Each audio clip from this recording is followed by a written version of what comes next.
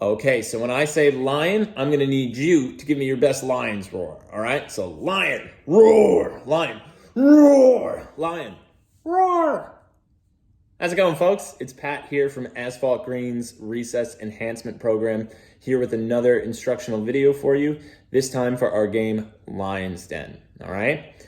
Before we hop into the details of the game, though, we of course want to start with a safety check. So, before we start any game and after we finish any game, we always want to make sure that everyone is washing their hands with soap for at least 20 seconds, okay? We also want to make sure that at no point is anybody's hands going near their faces, all right? So we want to keep faces away from hands and hands away from faces. We also want to make sure that if anybody ever has to cough or sneeze, that they just do their most natural motion, which is dab right into their elbow. And we also want to maintain proper social distance throughout any game. So we always want to make sure that everyone is maintaining at least 6 feet of distance between each other, all right? So if we feel comfortable after doing the safety check and we feel like we're good to go, I just need you to give me 2 claps and we'll get started on Lion's Den. So I know I just said it, but the name of the game is Lion's Den. What's the name of the game? No, seriously, I can't hear you. It's Lion's Den. It's a great game to play with students in kindergarten up through 8th grade, all right? Or students within that age range and ability level, though it works particularly well with younger students. And it's a game that you're gonna wanna play in a space that students can line up, standing 6 feet apart, and can move, all right? Because there's gonna be a little bit of moving. So you're gonna wanna find a space like that. So a hallway will do, a playground will do, and a gymnasium will do, all right? In regards to safety, one of the big things that you're gonna wanna remind students to do is to maintain the proper social distance of 6 feet, but it is possible and can totally happen when playing this game. So the game is super safe in that regards. And it's also super safe in regards to the fact that we won't be using equipment. We really don't need anything unless you wanna put down some cones or tape to mark certain boundaries. Other than that, there's no equipment needed, so students won't be sharing any items, all right? So we got safety covered, and I like to think of fun being a byproduct of safety. So everything will be super safe, which means that, as with all rep games, this game will be super, super fun, all right? But let's finish with the overview here, and let's hop into the details of Lion's Den. And as we always do when hopping into the details, we like to rep it out. So we'll start with R, ready, and talk about how we can get ready to play Lion's Den. So the first thing that you're gonna wanna do in order to get ready for Lion's Den is to map out your play area and designate your boundaries, all right? So as I mentioned, you might wanna find a hallway, playground, or gymnasium. And the reason for that is because we're gonna have students line up and they'll need to be 6 feet apart from one another, and they'll be moving from one side of the play area to the other side of the play area, but they'll need to maintain that 6 feet of distance, all right? So whatever space that allows you to do that, that's a great space to play in. All right. So once you've found that space, you can then designate your boundaries and visually mark them off so that you have them for when you're laying out cones or tape later on. And then you can do a safety sweep of the area. All right. So you can remove any items that might pose a safety risk, and you can have a think about how you might work around any items that can't be moved. Okay. So once you've mapped out the play area, done your safety sweep, you can then lay out equipment.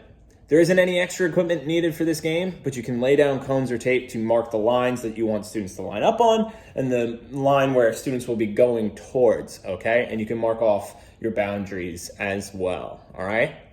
So once you've mapped out your play area, done the safety sweep, laid down the equipment, and you feel comfortable in your space, what you can then do is ask your students to gather up and form a line standing 6 feet apart from one another, and you can use the attention grabber that I use at the beginning of this video to help you do that, all right? So when I say lion, you say roar and give me your best lion's roar, all right? So lion, roar, lion, roar, lion, roar.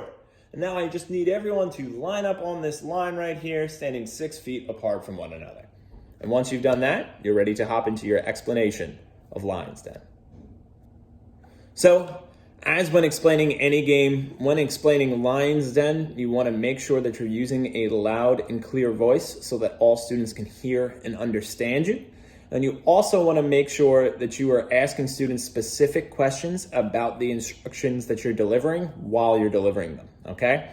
And we do that just to check for understanding and to clarify anything that maybe wasn't 100% clear during our instructions, okay? So some questions that we would suggest you ask are, when do you move, right? And then when do you have to move back to the line, all right? And that'll make a little bit more sense as we go into the detailed instructions of the game. So how about I talk through those right now and you follow along on your PDF copy of them or online on our website. So the first rule of Lions Den is something that you might already have students doing, and that is to line up on the starting line and stand 6 feet apart from one another. You can then explain to the students that you are the lion and they are the hunters.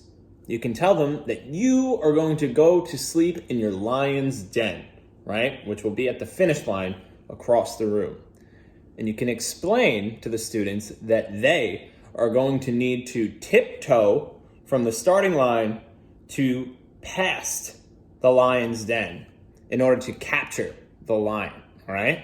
But they cannot wake up the lion, all right?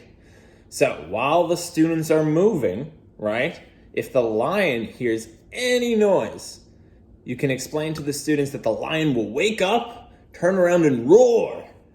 And if they catch any student moving, any of the hunters, right? Well, that hunter is going to have to go back to the starting line, okay? You can explain that the whole point of the game is for the hunters to get past that finish line to capture the lion.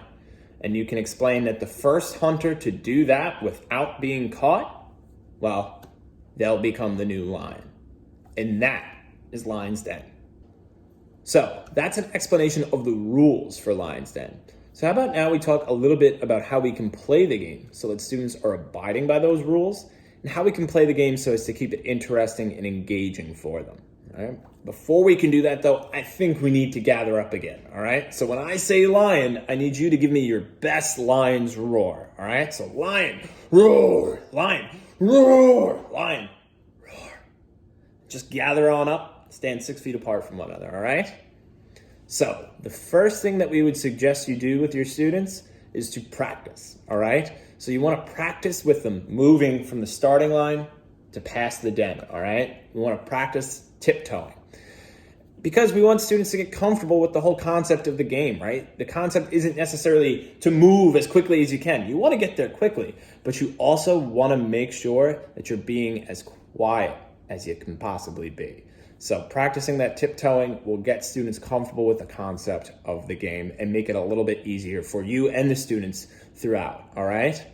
You also want to be reminding students that there is no tagging or touching in this game, right? That's not how you catch the lion. You catch the lion by moving past the den, all right? And this is super important because we want to be maintaining proper social distance at all times. So really be clear and reinforce to students that they need to stay away from other hunters because, they don't want to get mixed up in anybody else's hunt.